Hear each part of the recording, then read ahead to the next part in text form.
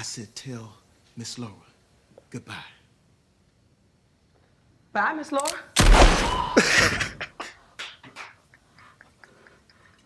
The impact. Just the impact. Oh my God. God, man. I've never hated Sam Jackson's face so much than in this movie. You know what? I think it reminds me of somebody. We'll talk about that later too.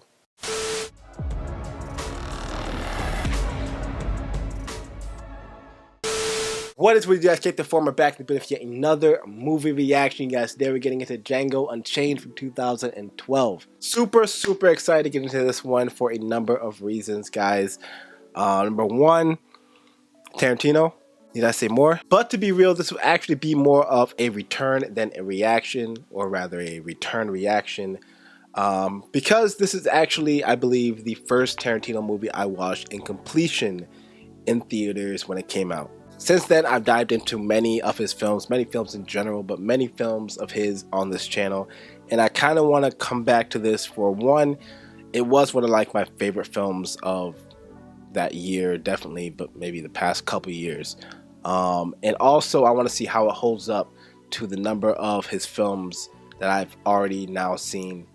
Because to me, I think it was one of his best works. I mean, it was a decade ago that I did see it. Opinions can change, but from what I can remember, I don't think Jamie Foxx has ever entertained me as much in any role that I've seen him in thus far. Along with many of the other performances, they were absolutely unchained. But guys, it would tickle me pink for you guys to experience this movie with me once again. It would also tickle me pink if you guys would hit that subscribe and like button. Like I said, I've only seen it once a decade ago, so most of these scenes will most likely surprise me. But guys, without further ado, let's do this.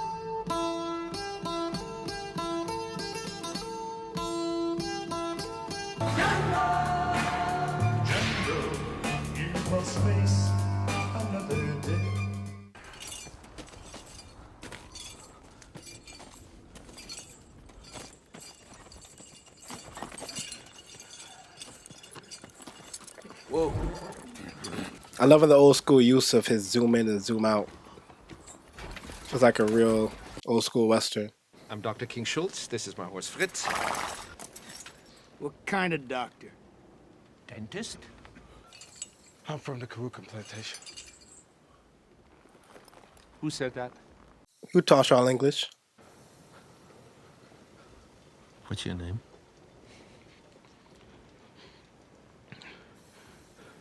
Django. Then you're exactly the one I'm looking for. Everybody calm down. I'm simply a customer trying to conduct a transaction. I don't care. No sale. Now off with you. Don't be ridiculous. Of course they're for sale. Touche. Oh, very well. Oh! Shot the horse! What the horse do? And you killed Ace! I only shot your brother once. He threatened to shoot me. And I do believe I have one shoot. Damn legs busted! No doubt. If you could keep your caterwauling down to a minimum, I'd like to finish my line of inquiry with young Django. Not a bad damn shot for a dentist. God damn it! The slow deliberateness in his movements makes the character so damn funny. You gentlemen have two choices. One. Once I'm gone, you... Ta-da.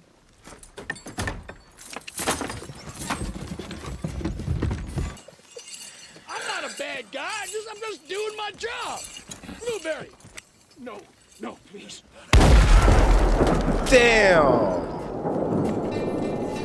Okay, that's something I do remember. The gratuitous use of blood and guts in every major gunshot. Hold on, did he really name that slave Blueberry? What's everybody staring at? They ain't never seen no horse before. No, sir, it must be the huge tooth on the top of your buggy. What the hell you think you're doing, boy? Get that nigger out of here. Now we must act as our own bartender. Out yonder.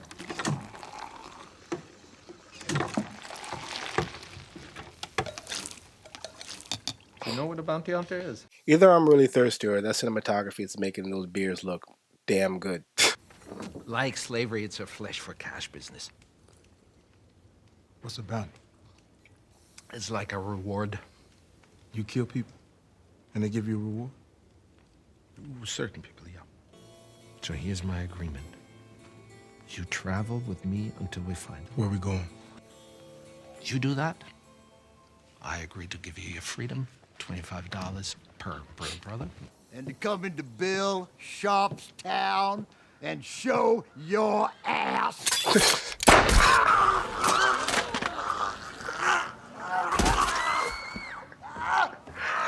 Him casually shooting people never gets old.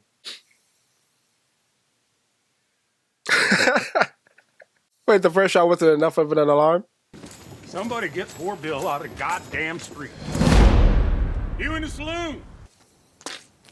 I trust, as a representative of the criminal justice system of the United States of America, I shan't be shot down in the street by either you or your deputies before I've had my day in court.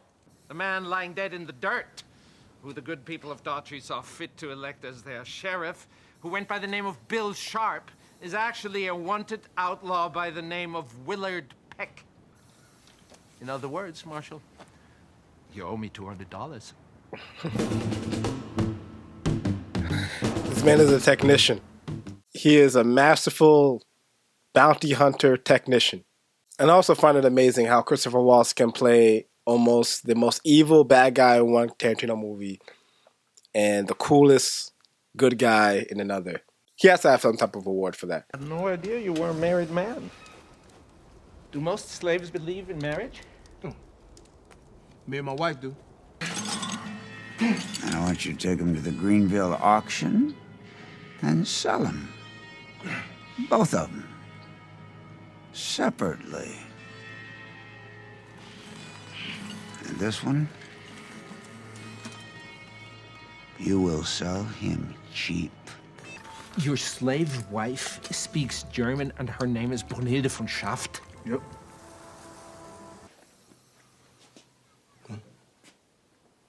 No. Nah. You was gonna let me pick out my own clothes? But of course.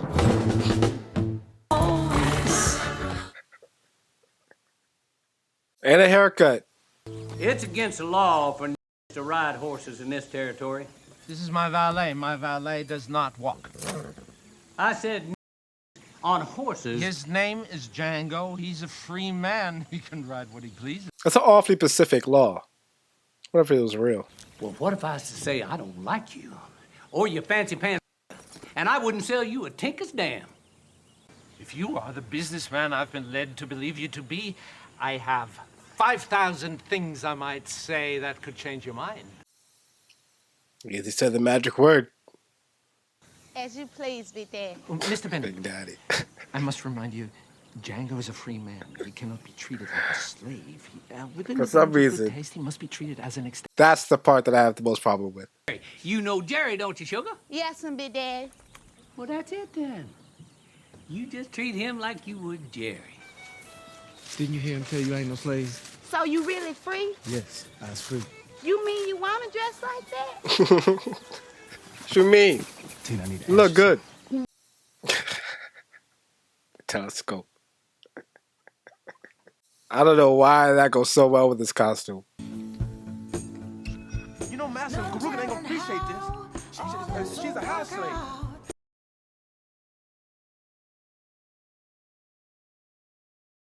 I like the way you bag, boy. There's something about Tarantino, man. No matter what type of content, he's going to show you it all in the most graphic way possible. Give me that arm. You better give me that arm. You better give me that arm.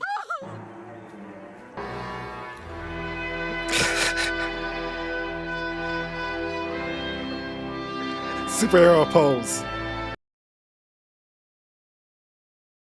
Damn, right in the Bible verse.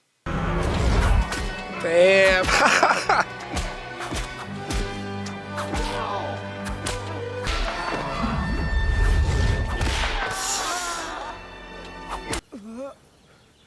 want to see something? They wanted to see that. Just that. Oh! And that works as a good finish. I think that was more than satisfying. Guess what? Yes, I'm sure that's Ellis Brittle. Uh-oh, here comes Big Daddy. When Mr. Freeman and myself executed these men on sight, we were operating within our legal boundaries. The penalty for taking deadly force against an officer of the court in the performance of his duty is you'll be hung by the neck until you're dead. Get off my land. Post haste. Load up the bodies as quickly as you can. The look on their faces every time they realize they lost.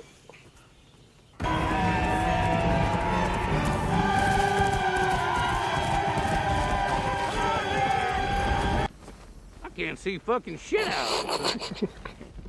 We ready or what? Oh, hold on, I'm fucking with my oh shit. A little wardrobe malfunction. Anybody bring any extra bags? No, nobody brought an extra bag. I'm just asking.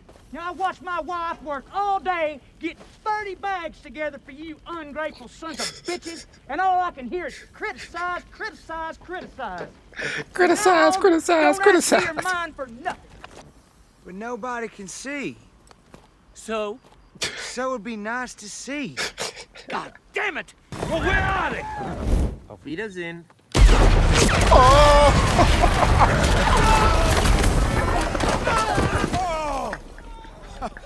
Bullseye. Oh my god. I don't know what it is about speaking German before you blow something up, but it makes it that much more wow. Damn, not the horse again.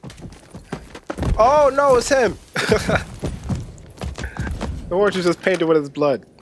Got I could deal with that. Brunhilde is the name of a character in the most popular of all the German legends. Anyway, her father is really mad at her. What'd she do?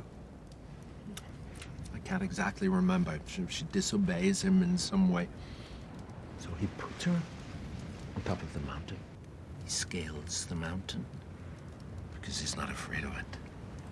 He slays a dragon because he's not afraid of him. And he walks through hellfire because Brunhilde's worth it. How do you like the bounty hunting business? Kill white folks and they pay you for it? What's not to like? I have to admit, we make a good team.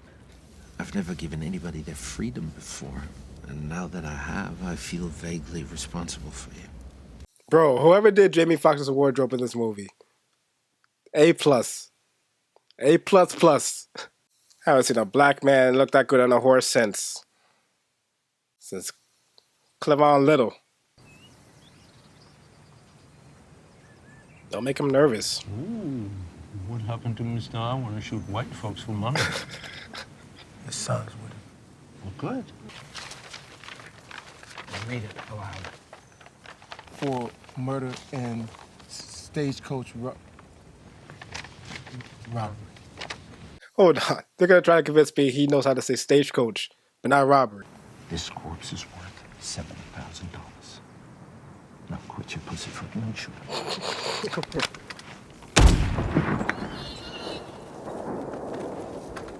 Clean.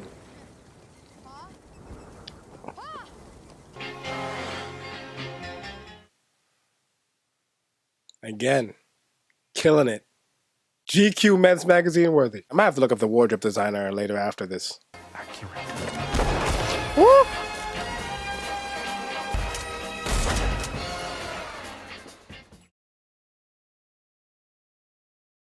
I might be looking too far into it, but the symbolism of him practicing shooting a white snowman is pretty damn detailed.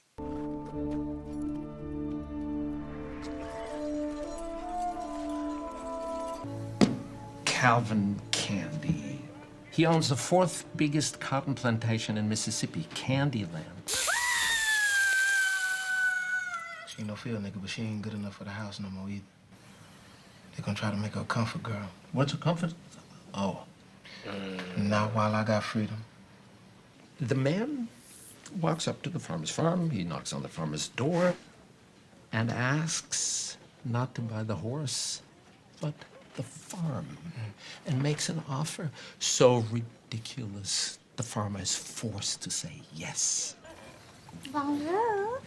Bonsoir, petite femme noire. We're here to see Mr. Calvin Candy. One could almost say I was raised to be Calvin's lawyer. One could almost say you's a What did you say?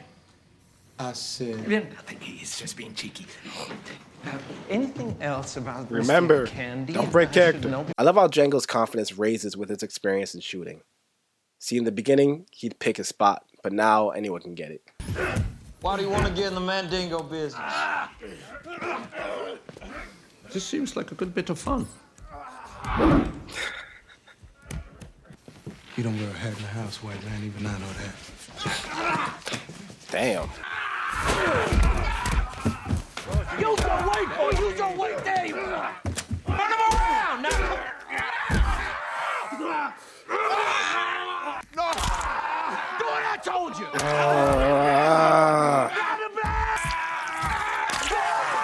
Oh my God. Yeah, what I said about Tarantino not holding back goes double for this part. D-J-A-N-G-O.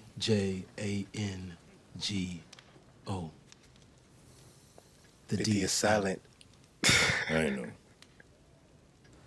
What's your name, boy? His name is Django Freeman.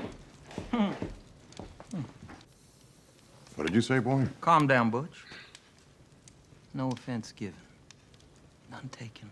Yeah, you can tell he's already on Butch's bad side. I was under the impression when you granted me an audience, it would be to discuss business.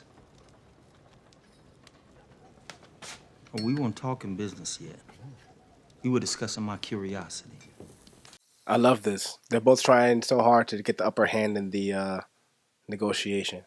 He don't want to buy the you want to sell. He wants the you don't want to sell. Well, I don't sell. I don't want to sell. $12,000.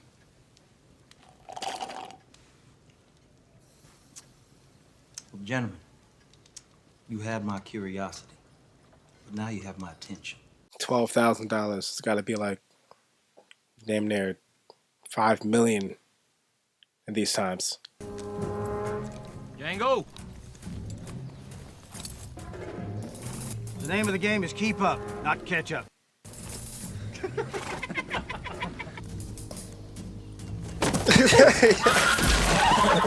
Yo, that slow walk. Your brains, you down. Everybody calm down. It's always, oh my God, he always starts off with that slow ass, deliberate walk. You better listen to your boss, white boy. Oh, I'm gonna go walking in the moonlight with you. You wanna hold my hand? Yes. You keep your goddamn eyeballs off me. You flash that bad look at me again, I'll give you a reason not to like me. Now move, nigga! You niggas gonna understand something about me. I'm worse than any of these white men here. You get the molasses out your ass, you keep your goddamn eyeballs off me. Bro, no matter what century, haters will always exist. Let's be happy that one of your own made it on a horse. You think I lost sight of that? Yes, I do.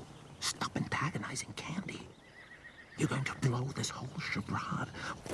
Back at it. That means you too, Moonlight. He's setting the tone, establishing the roles in this. I mean, due to certain circumstances, people may forget just what kind of position he's in.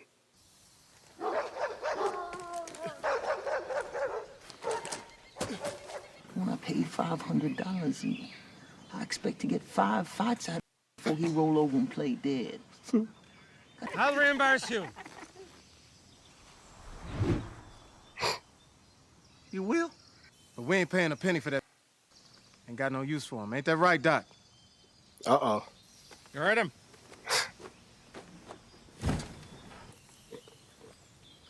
Mr. Stone Cipher? That Marshal and the bitches send D'Artagnan to heaven.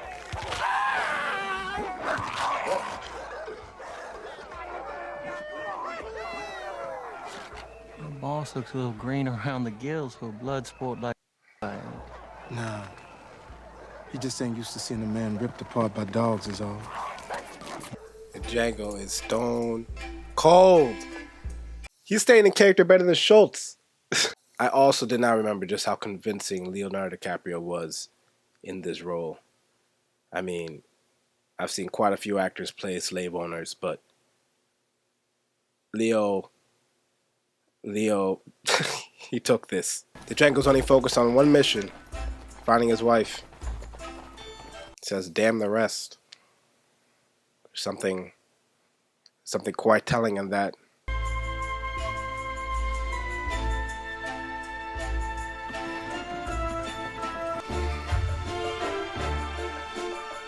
There he is. My favorite Sam Jackson roles of all time. You know, it's something telling about the fact that the slaves are more angry when they see the Django on the horse than the slave owners are. Something very telling. I mean, it's more than envy. It's something deeper. Ooh, this up on that name. Oh, Stephen, you have nails for breakfast. I miss you like a hog miss flop, like a baby miss mammy titty. I snatched your black ass off that nag down here in the mud so fast, make your head. Steven. And you old decrepit bastard ought to show them every hospitality. You understand that? Yes, sir. Him I understand, but I don't know why I got to take lip off this. I have to know why. Do you understand? If you ain't got no problem with burning the bed, the sheets, the pillows, everything else when this black ass motherfucker's Now, that is my problem. They are mine to burn. Now, your problem right now is making a good impression. May I present to you Lowly Candy Fitzwillie. Chester, Rodney, Chicken Charlie, y'all get your ass. Hildy in the hot box. What's she doing there? What you think she doing now in the hot box? She been punished. What'd she do? She run off again. Relax, Django. Take her out. Take her out? Why? Because I said so, that's why. Dr. Schultz is my guest. Steven's hate runs so deep that he has to fight being incompliant with his own master. Something telling about that too. We're going to talk about it.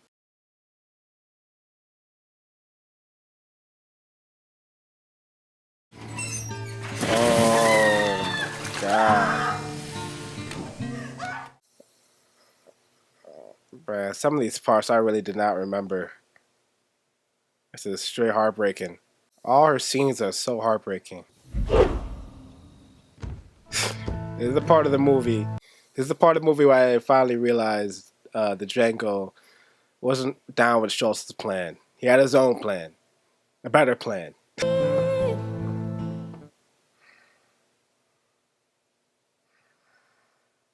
I've heard a lot of good things about you. Well, it's not a it's German, don't you know? And I shall bring Much obliged.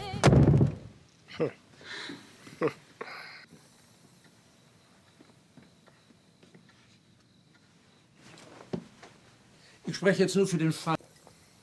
Es ist meine und unseres gemeinsamen Freundes Absicht, Sie für immer von hier wegzuholen. Er steht direkt hinter dieser Tür.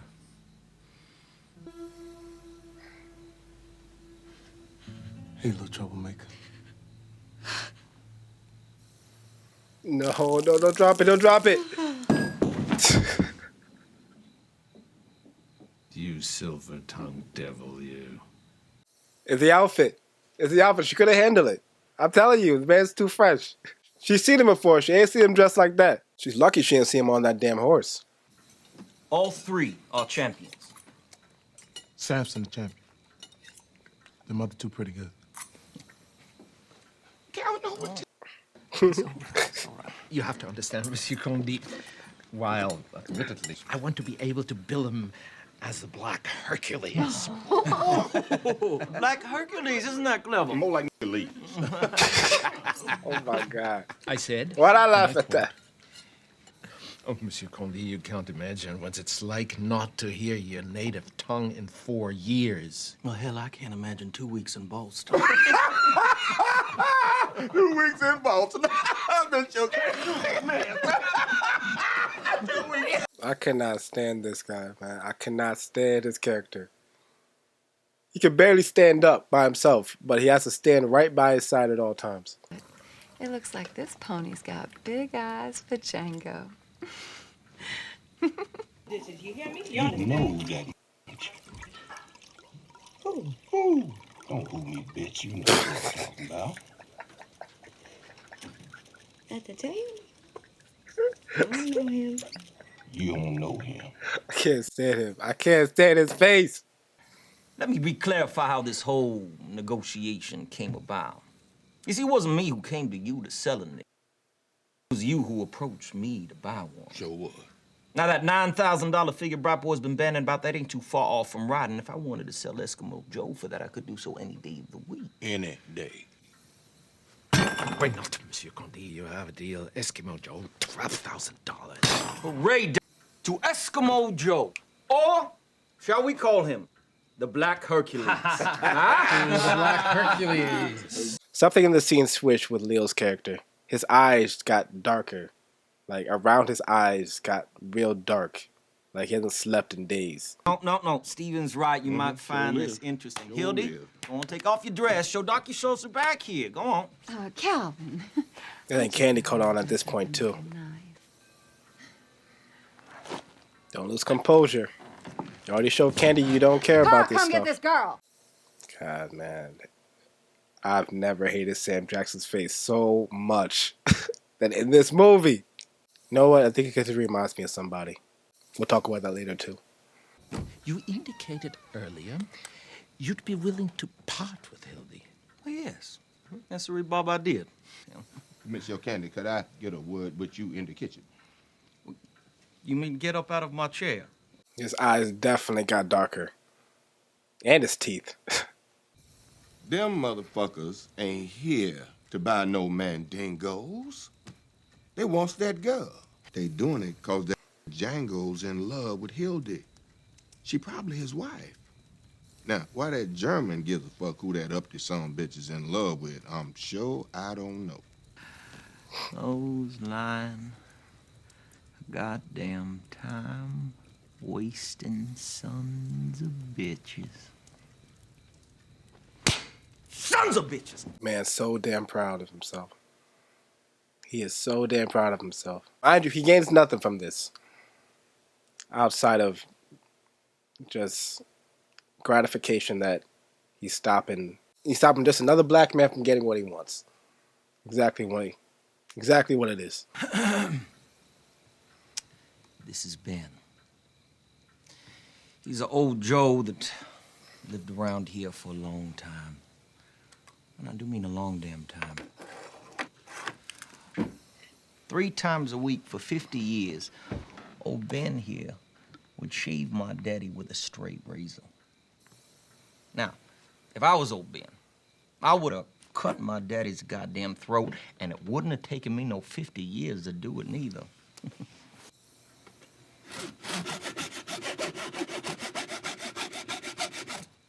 This is the skull of old Ben.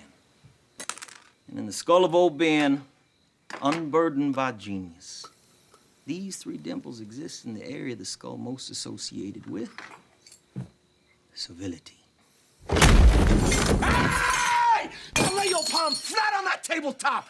If you lift those palms off that turtle shell tabletop, Mr. Pooch is gonna let loose with both barrels of that sawed off. There have been a lot of lies said around this dinner table here tonight, but that you can't believe. Sit your ass in that garbage. Lay your hand flat on that tabletop. Shut your mouth. I read somewhere that scene was improvised, but it's so brilliant I can't believe it. And if y'all think my price for this No. what I'm gonna desire to That can't be real blood, man. It can't be. Oh! And beat our ass to death with it, right in front of both y'all.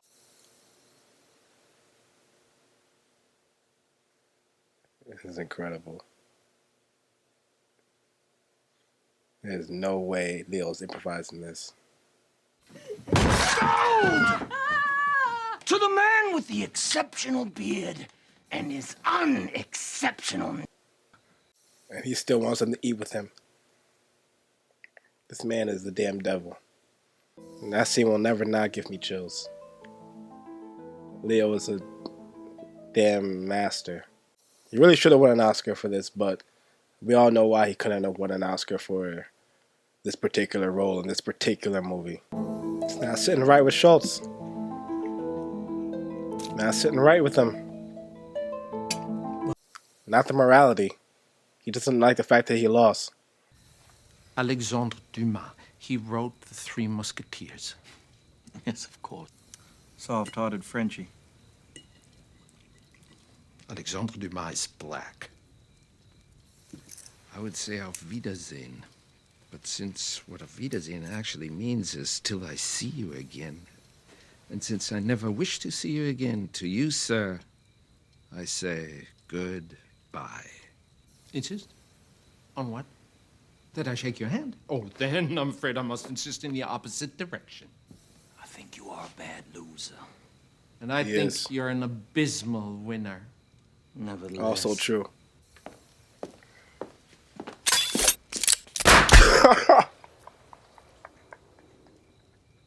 Oh, God. And that's game. Couldn't resist. Schultz, man. It did not need to go down this way. Oh!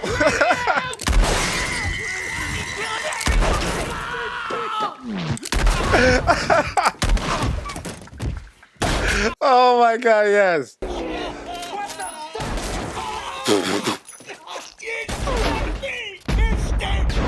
Yo. Oh my God. There's blood splatter.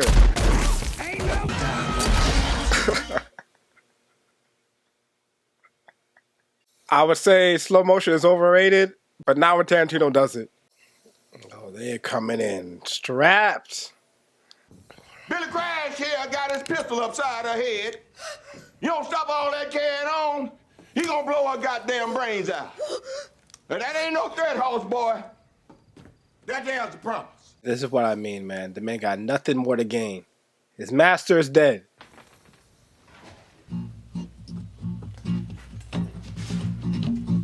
This is what I mean, man. His master is dead. Half the Candy Plantation crew is blown to bits, and he can only think about stopping Django.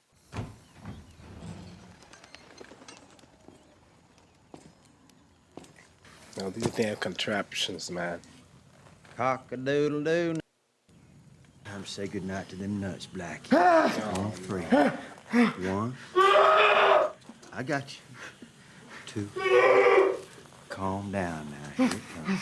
Cap, Miss Law won't see you. That is completely maniacal. I'm pretty sure he would have rather the other route of just killing him. When you snip a nuts, most of them bleed out in about 7 minutes. Out of nowhere, Miss Laura come up with the bright idea of giving your ass to the LeQuint Dickey mining company. Now, when you get there, they're gonna take away your name, give you a number and a sledgehammer, and say, get to work. One word of sass, they cuts out your tongue. They good at it, too. You won't bleed out. Oh, they does that real good. They're gonna work you all day, every day, till your back give out. Then they're gonna hit His eyes, man. His damn eyes in that scene. I've never seen Sam Jackson's eyes look like that. Did not notice Tarantino on my first watch of this. To be fair, I don't think I knew how he looked like. Who the fuck is Smitty Bacall? Smitty Bacall is the leader of this murderous gang of stagecoach drivers, the Bacall gang.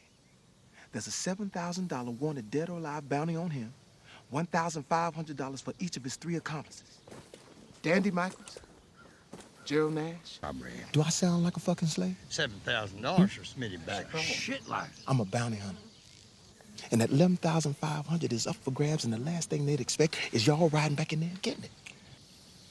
They walked us from the Greenville auction, and he rode in on a horse with a white man. This white man was a black his slave. He wasn't no slave. You fucking sure about that? Damn sure. You're all right for a black fella. Not that I'm complaining, but do Australian slave owners, did they not say the N-word for some reason? Not that Blackie is the best alternative. I've just had the sauce fixed, and they're perfect. That's good to know. Oh!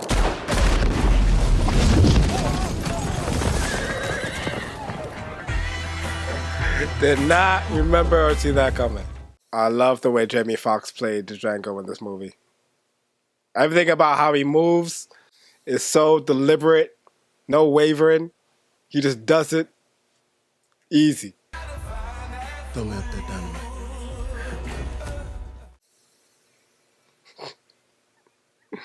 They like to see him on the horse now.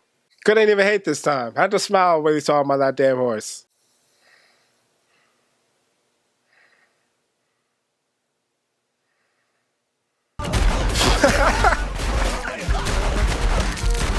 Oh! Yes! This is some of the most fun gunslinging I've seen in a movie in ever.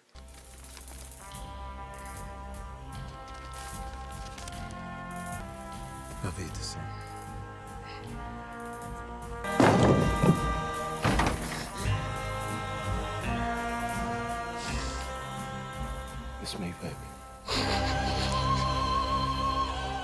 So smooth, man.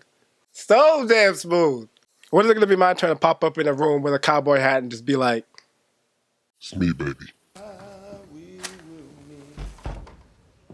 Y'all gonna be together with Calvin in the by and by. oh, he switched up the wardrobe. He must have raided Calvin's closet. You had your hands on my... Django!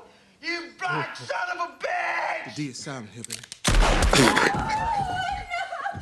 I said tell Miss Laura goodbye.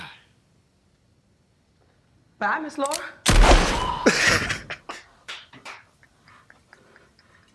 The impact. Just the impact. Oh. Oh my God.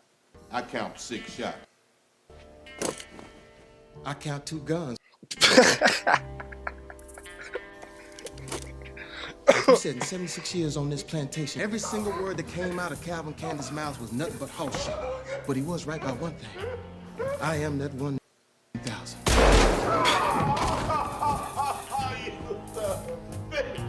This Candyland! You can't destroy Candyland! Up in Candyland to his last breath. She's so cute. Oh, yes. Perfect casting. Absolutely perfect. Ain't no one could have played this as smooth as Jamie Foxx. You know what they're going to call you? The fastest gun in the South.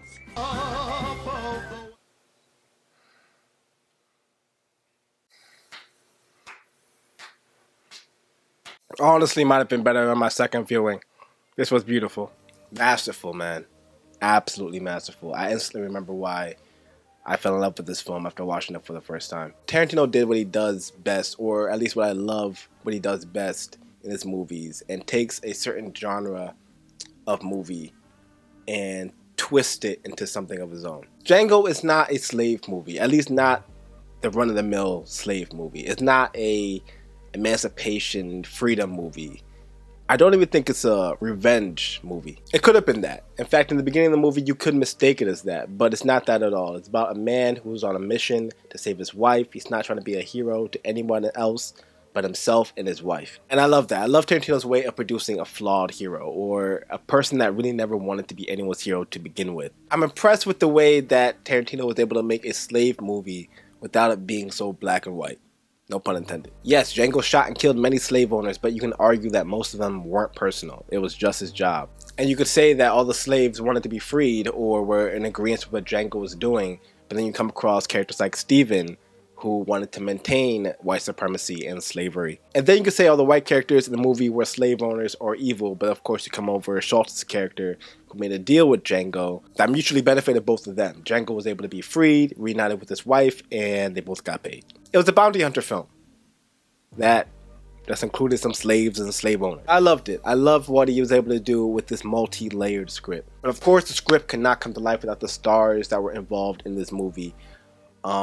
Literally a star-studded cast. There is no weak links in this movie whatsoever. And I meant what I said at the end of the reaction that nobody could have played Django like Jamie Foxx could. There's very few, if any, more actors out there that has the bravado that could play the hero type of this character along with the style and swagger of Jamie Foxx. Like the natural swagger of Jamie Foxx. Like there's a lot of actors that could replicate it, that can act it out. But this is something that Django is a character that I believe Jamie Foxx didn't need to put on so much acting for, if you know what I mean. Like I could see someone talking slick to Jamie Foxx on a horse and him just slowly walking up to them and pulling their asses right down. I could see him doing that in real life. Like that's just his character. And I feel like nobody could embody that like Jamie Foxx could in this movie. The genius, sly cunningness of Christopher Waltz, nobody could have played the Schultz character like this man. After seeing him in Inglourious Basterds, I really think he's one of the most underrated actors out there.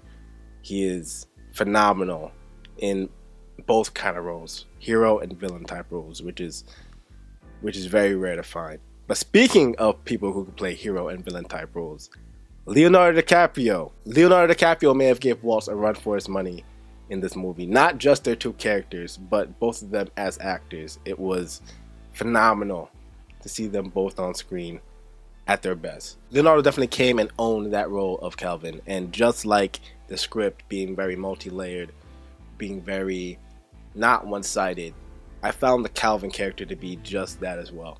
I think what made Calvin such an interesting villain is that he didn't really assume the villain role until he realized Django and Schultz were trying to play him. That's when he became real vindictive. I think that's when he revealed his real racist ideologies to them. I mean, up until then, I really just saw him as Calvin, the slave owner. Despite being a slave owner, he was the only slave owner that was able to see Django as a potential business partner. He was the only one who never threw a fit when Django talked back or said something slick.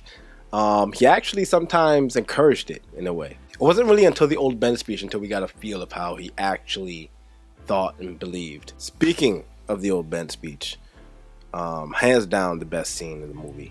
Leonardo DiCaprio has been terrifying, but not terrifying like this. I'm sure they did, alterations with his makeup and stuff to make him look a bit more scary, but like I said, man, his eyes look like horrifying, man. I did hear parts of it was improvised, or all of it was improvised, or I heard that he cut his hand. It was actual blood that he put on Brumilda's face. It's hard to agree with that, but damn did it work, man. Damn did it work. Because everyone looked like legitimately terrified. Especially the actress who played Brumilda. I'll say it again, man. This is the movie that should have earned him that damn Oscar. But, I mean, I doubt there's any actor out there that's earned an Oscar for playing a slave owner. You know what I mean?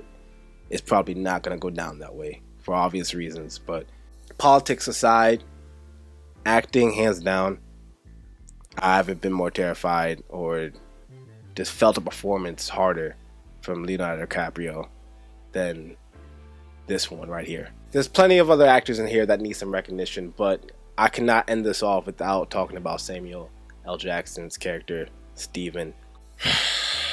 The role of Stephen was played so damn well, but the inclusion of him in this movie was so damn important for the culture, man, because to this day, we still have Stephens walking among us. Stephens that don't want to be free, so they don't want to see you free. The Uncle Tom caricature. In fact, I have a quick story time about my own personal Stephen encounter in my life. I'm sure there's been plenty, but this particular one has made this character resonate with me so much. Like every scene he was in, it reminded me of this particular person. Many years ago, I go in for this job interview at this particular establishment.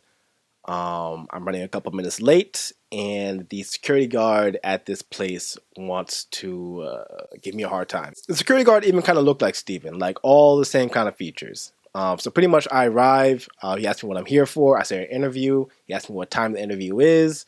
He notices that I am a couple minutes late and continues to inform me that I am late for this interview, which is really peculiar, seeing as the position I was applying for wasn't in security or any field that was somehow attributed to him. Of course, I tell him that I'm aware, apologies, just let me sign in so I could go see this person I need to see for this interview. However, he does not want to make it that simple. He just continues to barrage me with more questions, so making me more late for this interview. And to my rescue, maybe yes, maybe no, the person I was supposed to be meeting for the interview enters in right behind me. She immediately overhears and notices that I'm here for the interview with her, and she just tells the security guy that, oh, it's okay, he's with me. As I'm about to enter with her inside of the building, the security guy comes up and says, "Are you sure this kid's late?" And you know, he was right. I was late. But it had zero to do with him and his particular position. Furthermore, she knows what time I was supposed to meet her for the interview. She's actually late her damn self. So I was just confused as to why this man would go out of his way to jeopardize me for this job that he didn't know if I needed this job. He didn't know if I had kids at home that I needed to feed. And was he a Steven? You know what I mean? Like, was he just trying to jeopardize my chances at this job because I was another young black kid? And to be honest, there's still not enough evidence for me to say that. But he is a damn Steven in my book. And he definitely did give me that Steven stare as I walked into the building with the interviewer.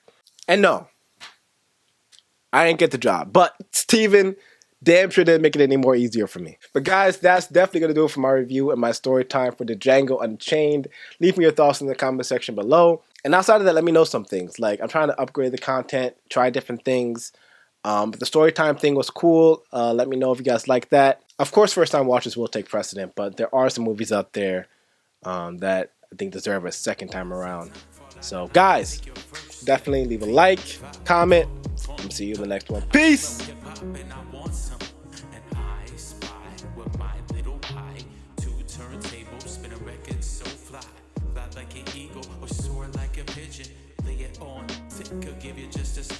A little devil do you, all you have to do is listen. Music be the movement, everybody on the